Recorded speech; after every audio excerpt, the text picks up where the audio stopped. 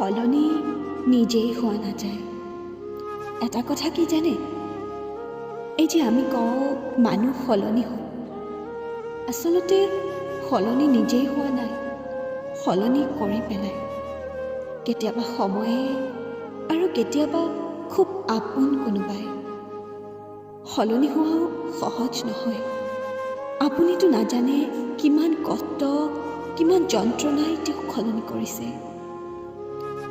সলনি হোৱা প্ৰতিজন মানুহেই নিজৰ লগতে কতবাৰ যে যুঁজিব লাগে, বাৰে বাৰে নিজক একে ৰাখিবলৈ চেষ্টা কৰে। কিন্তু এটাৰ পাছত আনটো আঘাতে সলনি কৰি পেলায়।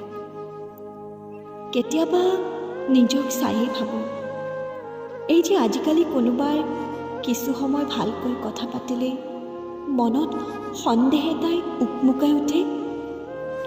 এই যে কোনোবাই মৰমেৰে কিবা শাসন কৰিব ল'লে, মোক লৈ চিন্তিত হ'লে মনটো সাংঘাতিক বিদ্ৰোহী হৈ উঠে। এই যে বাৰে বাৰে কি হৈছে সোধাৰ পাছতো নিজক উজাৰি নিদিয়াৰ জেদ বাঢ়ি আহে। এই যে কোনোবাই হাত এখন আগবঢ়াই দিলে মনটোৱে তাত স্বাৰ্থপৰতাৰ ভাৱ দেখে। কিয় হয় এনে?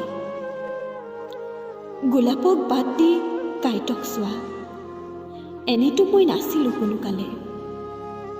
কোনোবাই হাঁহিলেই বন্ধ হোৱা, মাতিলেই পমি যোৱা, কথা পাতিলেই বিশ্বাস কৰি পেলোৱা মনটোৱে ইমান বেছি জটিলতা ক'ত শিকিলে নিজেই গম নাপালোচোন।